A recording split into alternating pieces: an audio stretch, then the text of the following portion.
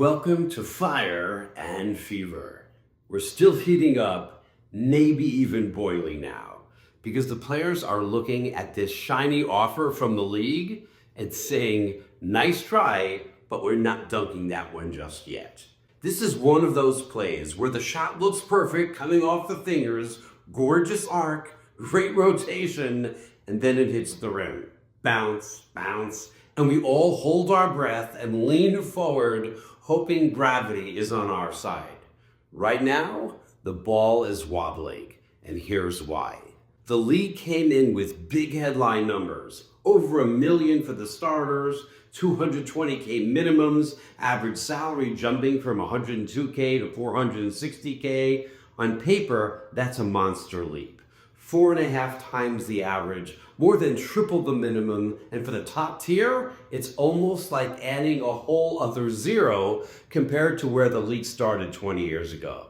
But here's the crack in the paint. The players don't want bigger numbers. They want new math. This offer still lives inside the old structure. You've got caps that don't move with revenue. You've got uncapped revenue sharing that sounds great until you read the footnotes and realize you need a Ouija board to figure out what the triggers are. You've got a salary that jumps now, but doesn't guarantee future growth, even though the league is exploding in real time. Everything around them hasn't just jumped, it's rocketed. TV rights didn't nudge up. They blasted from $50 million a year to almost $250,000. That's not a raise. That's the league strapping itself to a rocket booster. Expansion fees? Golden State, $50 million. Toronto, $115 million just a year later. Portland at $125 million. And the next wave rumored at $250 million. These aren't numbers creeping forward.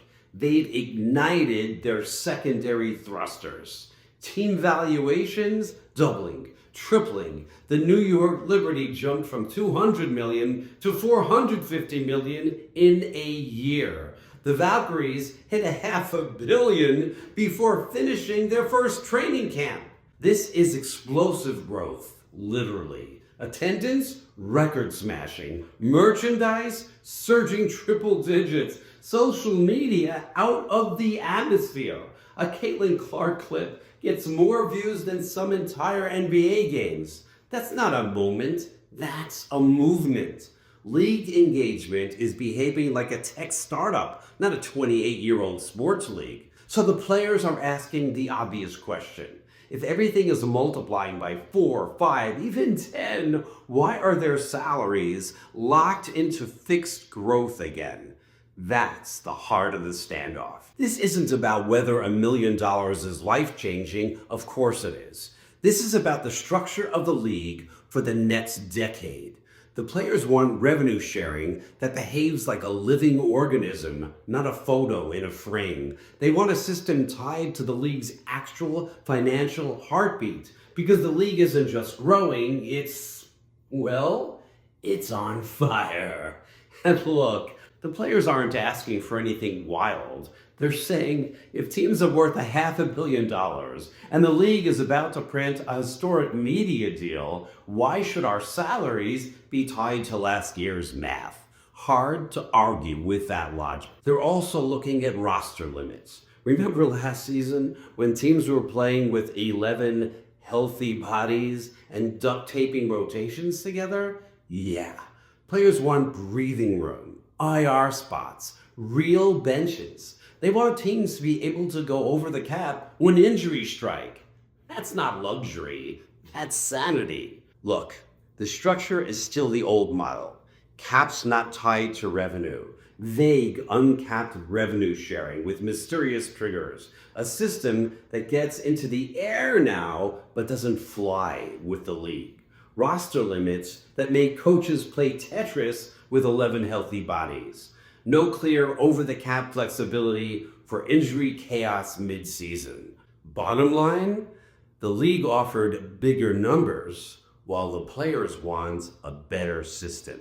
They're not turning this down because it's so bad. They're turning it down because it's incomplete.